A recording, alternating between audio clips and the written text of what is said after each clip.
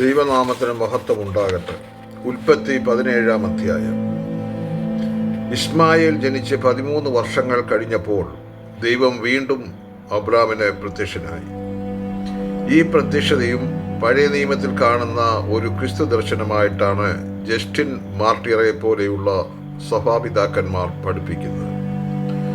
ഉൽപ്പത്തി 15-ാം അധ്യായത്തിൽ മൃഗങ്ങളുടെ പിളർന്ന ജഡങ്ങൾക്കിടയിലൂടെ കടന്നു പോകുന്ന പുകയുന്ന തീച്ചൂളയായും ജ്വലിക്കുന്ന പന്തമായും ദൈവം അബ്രഹാമിന് നൽകിയ ഉടമ്പടിയുടെ സ്ഥിരീകരണമാണ് 17-ാം അധ്യായത്തിൽ കാണുന്നത്.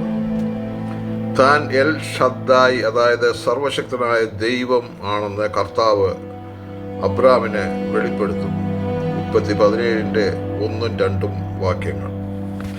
ദൈവത്തിൻ്റെ മുൻപാകെ നടന്ന് നിഷ്കളങ്കനായിരിക്കണമെന്ന് ദൈവം അബ്രഹാമിനോട് അരുളി ചെയ്യും. അബ്രഹാം ദൈവം മുൻപാകെ സാഷ്ടാംഗം വീണു. അബ്രഹാമിൻ്റെ 99-ാം വയസ്സിൽ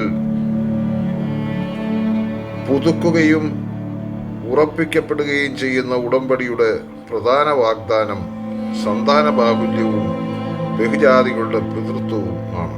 5-6 വാക്യങ്ങൾ. അവൻ്റെ പേര് അനേകരുടെ പിതാവ് എന്നർത്ഥം വരുന്ന അബ്രഹാം എന്നാക്കി മാറ്റുന്നു.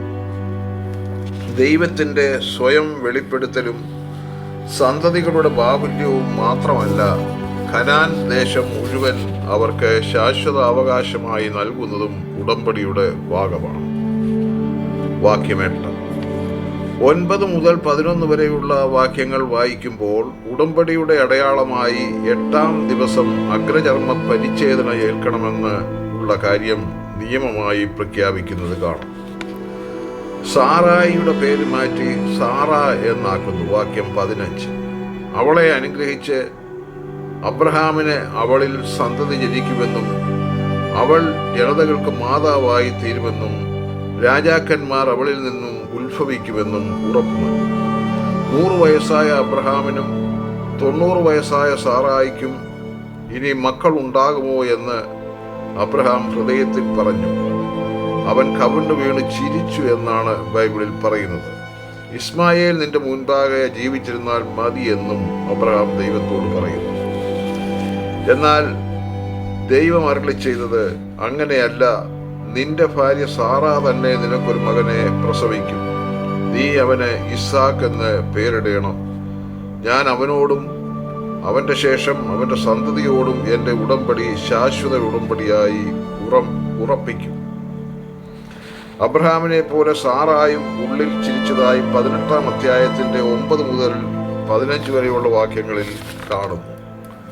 അബ്രഹാമിൻ്റെ സംശയത്തിനും ചിരിക്കും 18-ാം അധ്യായത്തിൽ സാറായോട് ദൈവം അനിഷ്ടം പ്രകടിപ്പിക്കുന്നത് പോലെയുള്ള സമീപനം കാണുന്നില്ല. അബ്രഹാമിൻ്റേത് സന്തുഷ്ടിയുടെ ചിരിയാണെന്ന് വ്യാഖ്യാനിക്കുന്നവരും ഉണ്ട്. ഏതായാലും അവർക്ക് ജനിക്കുന്ന വാഗ്ദത്ത സന്തതിയായ ഇസ്ഹാക്ക് എന്ന പേരിൻ്റെ അർത്ഥം ചിരി എന്നാണ്. ഇസ്മായേലിനെ കുറിച്ചും അബ്രഹാമിൻ്റെ അപേക്ഷ ദൈവം കേൾക്കുകയും അവനെ അനുഗ്രഹിക്കുകയും ചെയ്യുന്നു. അവനെയും 12 പ്രഭുക്കന്മാരുടെ പിതാവും വലിയ ഒരു ജനതയും ആക്കുമെന്ന് വാഗ്ദാനം ചെയ്യുന്നു. എന്നാൽ ഉടമ്പടിയെ സ്ഥിരപ്പെടുത്തുന്നത് അബ്രഹാമിന് സാറായിൽ ജനിക്കുന്ന ഇസ്ഹാക്കുമായിട്ടാണെന്ന് ദൈവം അരുളി ചെയ്യുന്നു. ആ അരുളപ്പാട് നൽകിയതിനു ശേഷം ദൈവം അപ്രത്യക്ഷനായി.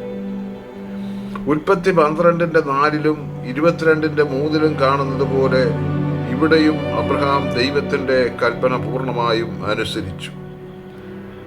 ഇസ്മായേലിനും അവൻ്റെ ഭവനത്തിലുണ്ടായിരുന്ന സകല പുരുഷന്മാരെയും കൂട്ടിക്കൊണ്ടുപോയി അവരുടെ അഗ്രചർമ്മത്തെ അന്ന് തന്നെ പരിച്ഛേദന കഴിച്ചു.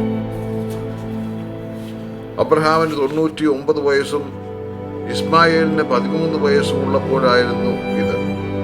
പഴയ നിയമത്തിലെ ഈ ഉടമ്പടിയിലൂടെ ദൈവം തൻ്റെ പദ്ധതിയുടെ പൂർത്തീകരണത്തിനായി അബ്രഹാമിനെയും അവൻ്റെ സന്തതിയെയും വിളിച്ചു വേർതിരിച്ചെങ്കിൽ ഇന്ന് ദൈവം അവൻ്റെ വിശുദ്ധ പ്രവൃത്തികളുടെ പങ്കാളിയായി നമ്മെയും വിളിച്ച് വേർതിരിച്ചിരിക്കുന്നു. പരിച്ഛേദന എന്ന അടയാളം നമുക്ക് ബാധകമല്ല. മാമോദീസയും വിശുദ്ധ സംസർഗവും പോലെയുള്ള അടയാളങ്ങൾ നമ്മുടെ ആന്തരിക യാഥാർത്ഥ്യത്തിൻ്റെ പുറമേയുള്ള അടയാളങ്ങളായി കരുതപ്പെടുന്നു. റോമർ 2, 3, 4 അധ്യായങ്ങളിലും കൊലോസ്യർ 2-ാം അധ്യായത്തിലും പൗലോസ് ഇത് വ്യക്തമാക്കാൻ ശ്രമിക്കുന്നുണ്ട്. നമ്മുടെ പാപപരിഹാരത്തിന് നിദാനം യേശുവിൻ്റെ തിരുരക്തമല്ലാതെ മറ്റൊന്നും അല്ല. നിങ്ങളെ എല്ലാവരെയും ദൈവം അനുഗ്രഹിക്കും.